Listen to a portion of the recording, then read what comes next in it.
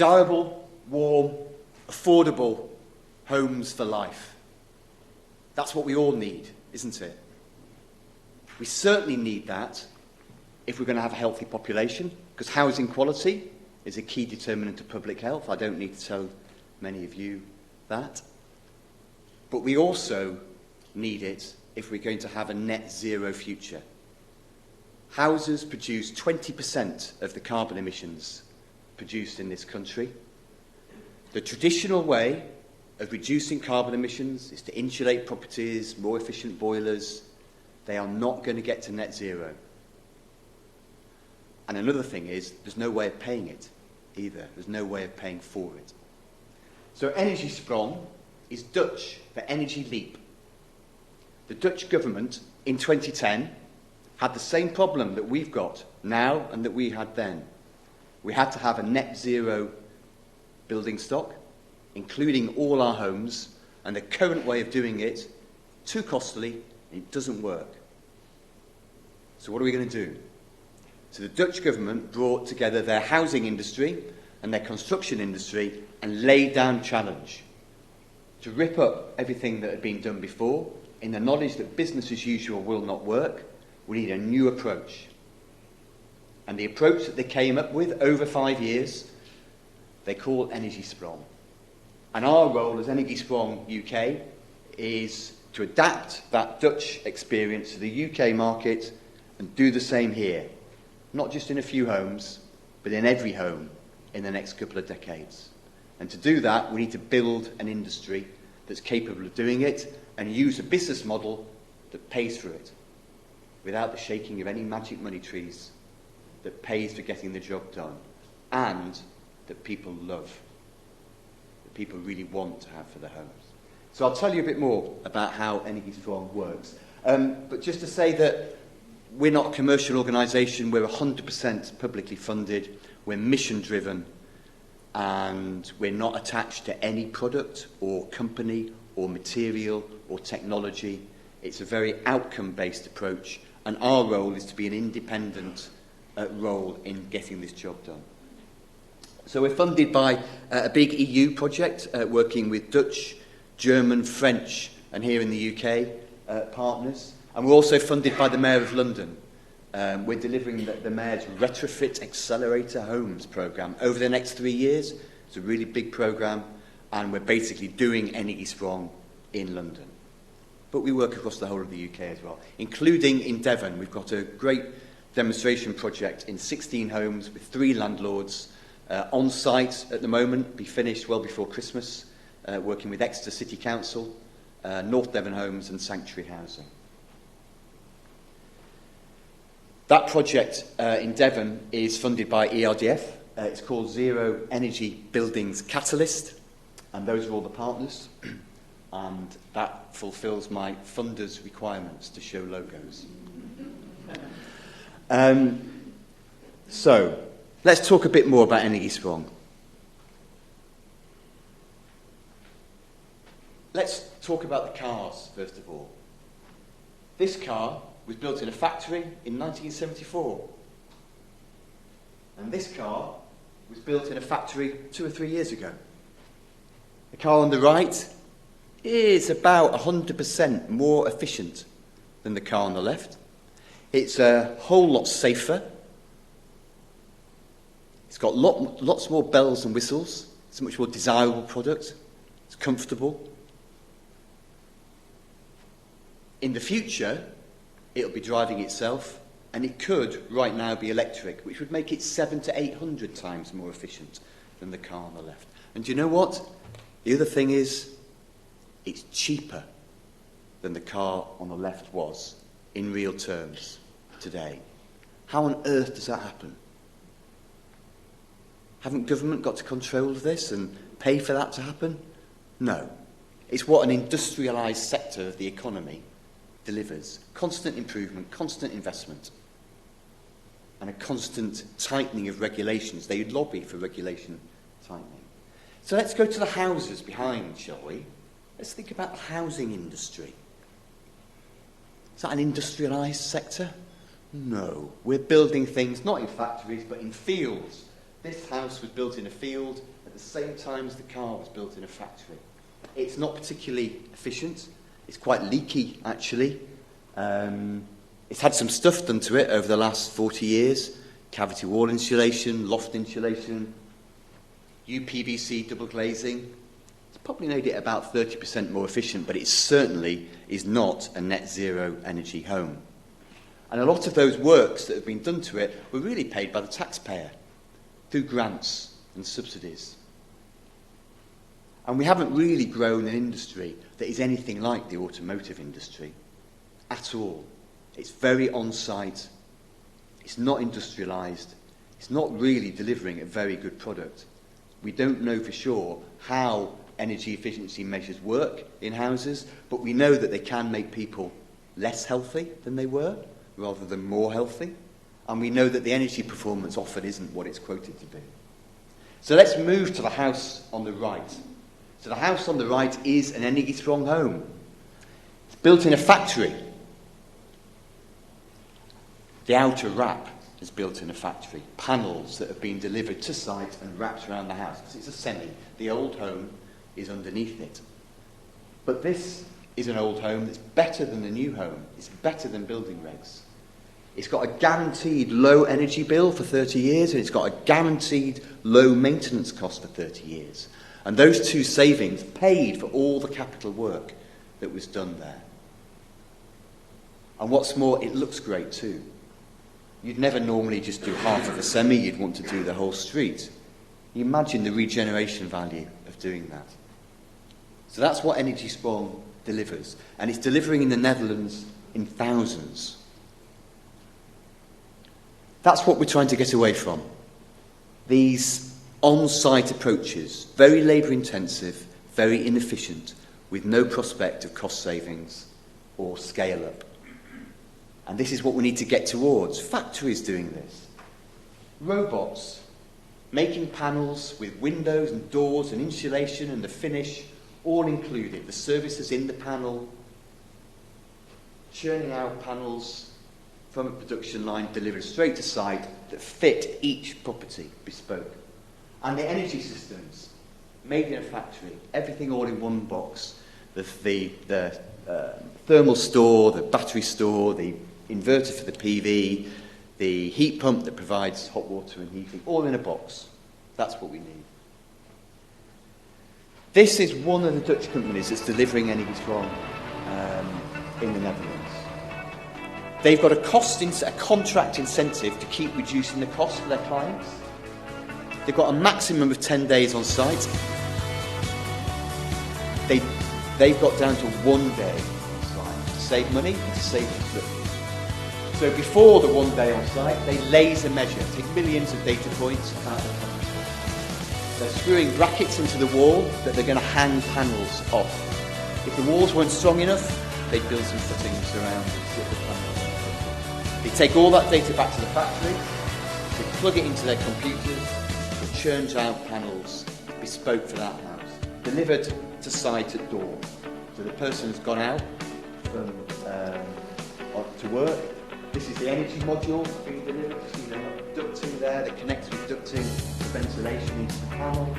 The panels have got triple glazing in them already. Which take out the old windows in the morning, which is replaced by the new panel in the evening.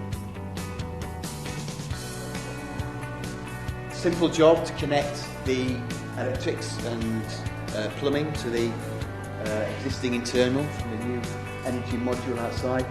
They're connecting, putting a nice new reveal system in, gives a nice deep windowsill that people can sit on. They really like. The roof, all that's happened to the roof is taking the tiles off to reduce the loading, and a very lightweight, well insulated roof module has gone on the top, very quick to install. And the PV panels are the final covering over the whole roof. They keep the rain out and they produce electricity as well. These are the last panels arriving to site. This is in the afternoon. This was a March day in 2017. You'll see here how thick the insulation is, how thick these panels are. much more than we do with external wall insulation today. More like 300, 400 millimetres rather than 100 millimetres, making it really, really thermally efficient. At the back, there was a brick shed at the back. This landlord wanted the disability living-proof the property. So this replacement for that shed is capable of being a ground floor wet room in the future. So it's a very bespokeable approach, very bespokeable. It doesn't have to be just about energy, it's about improving the property in all ways. So you come home in the evening and your house looks like that. It's a new home that's better than an old home. It's an old home that's better than a new home. Guaranteed to have low energy bills. And the landlord's able to finance that off the savings, off their maintenance bills and the energy savings of the tenant. This is a pilot. You wouldn't just do one, do the whole street, the whole neighbourhood. And that's what's happening in the Netherlands. They're into a contract for 100,000 homes with 24 landlords coming together to provide that 100,000 homes. It's going to take years to deliver that, but years is what we need to grow an industry that can deliver this at scale.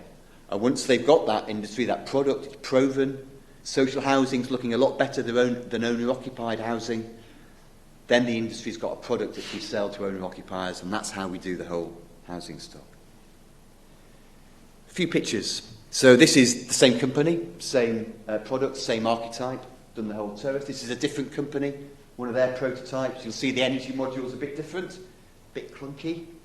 But it was early days. That was 2015, I think. Things have changed. Look at that. Looks like a new build home, doesn't it? It's actually a retrofit semi. The energy module is in the porch there.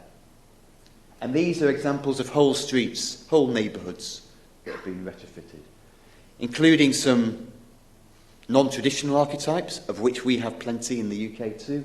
Here they've added accommodation on to the top of the property. What does this slide say? I guess it says you can have whatever colour you like. The tenants chose the colours here. Maisonettes into low-rise blocks. Again, this is a pilot, so you can see the before and after next door. And this is a whole block that's been done. It's been retrofitted to net zero energy. High-rise, a bit more difficult, but it's doable too. This is new build. It's not bricks. It's a brick effect finish, because people over there like bricks just as we tend to, bizarrely. But that's new build. The business model is a complete no-brainer for building no build. It's new build rather than business as usual.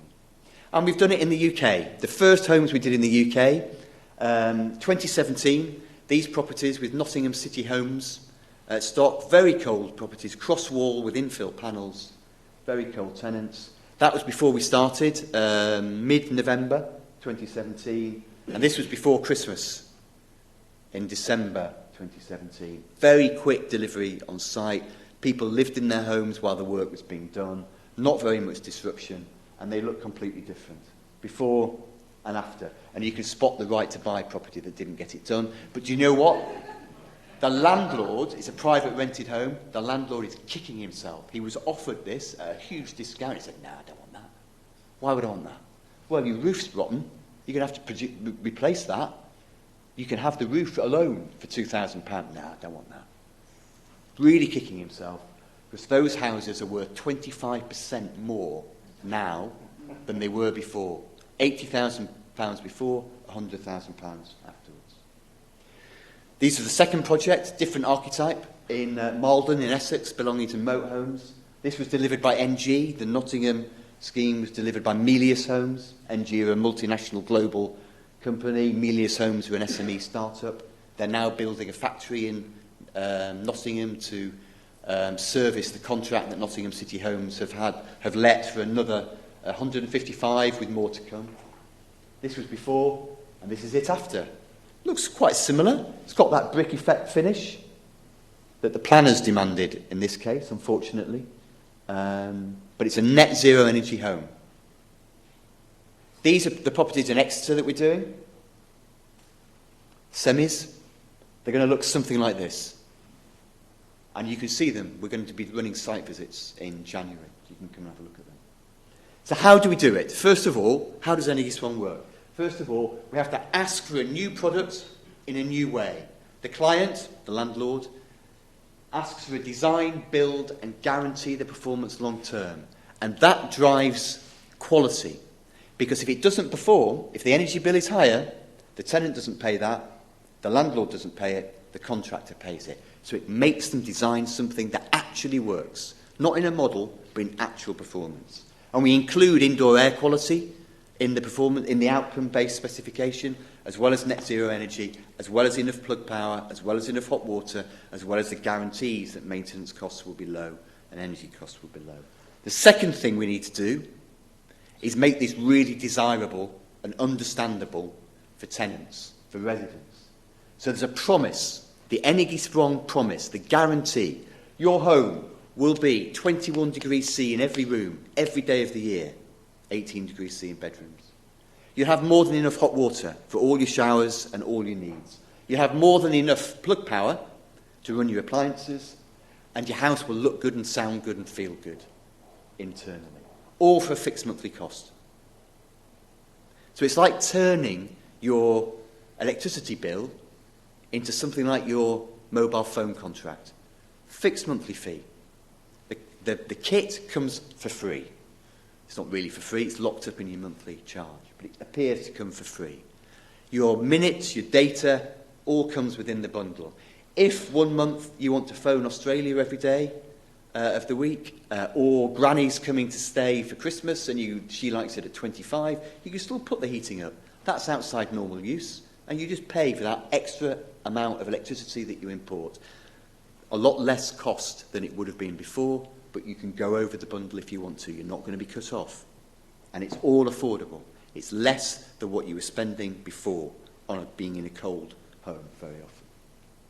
The third critical thing we need to do is build a volume market. Think back to the automotive industry. If you wanted to buy a car and they were only making 10 of them, and you only wanted to buy one and never buy another one, a car would be millions of pounds, wouldn't it? It's not like that because we're making hundreds of thousands of them every year, and there's an industry there. What we need to do is grow an industry that can do the same. And that means landlords coming together, being the launching market for this, working together and bringing volumes out to market in manageable ways, starting small, but with a commitment to keep going in years to come, and allowing the supply chain to invest and bring prices down. So, that's how Energiesprong works. It's paid for by money that's already been spent. It's just being spent inefficiently. In the UK, £5.2 billion a year is spent every year by social landlords just maintaining properties to the same standard, largely. At the same time, their tenants are spending £4.2 billion a year to heat their homes, and many of them are still cold for that expenditure.